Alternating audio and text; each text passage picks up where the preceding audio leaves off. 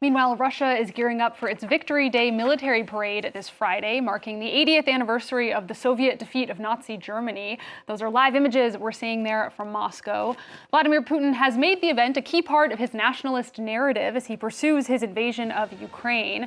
More than 24 foreign leaders are due in Moscow, including Brazil's president and China's Xi Jinping, who's in Russia on a state visit.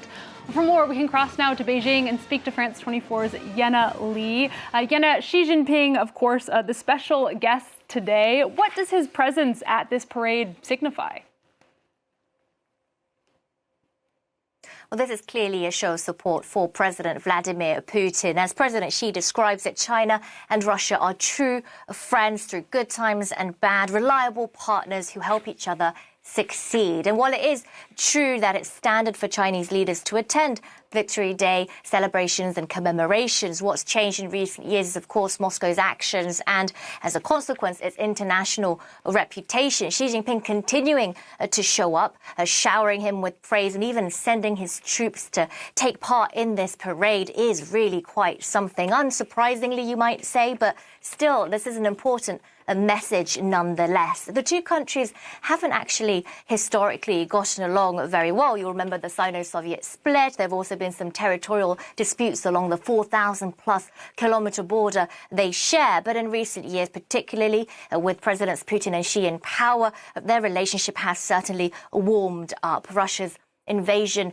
of Ukraine hasn't changed a thing. On the contrary, trade ties have reached historic highs. Now, with Donald Trump's trade policies as well, Beijing is certainly not shying away from cozying up further to Moscow. The Chinese president says, I quote, "History and reality have proven that the continued development of Sino-Russian relations is the inevitable choice for both sides to achieve mutual success." He said that the two countries should be friends of steel and together they should counter U.S. influence. What's particularly interesting at this time, though, is to see what this parade and what this show of support means for China's Europe policy. Beijing's public display of support for the Kremlin, despite its claims of neutrality in the war in Ukraine, won't please Europeans, who China also need in the face of Trump's tariffs. Now, Yena, Xi is not just there for these commemorations. What else has he been up to in Moscow?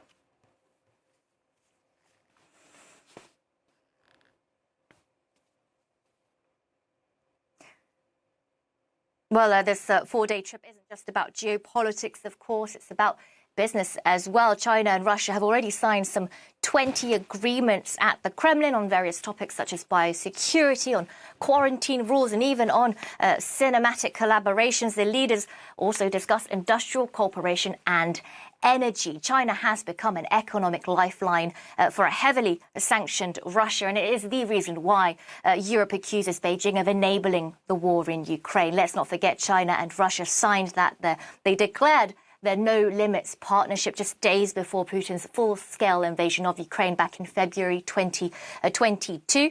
Despite criticisms, it appears that Xi is still keen to stand alongside President Putin.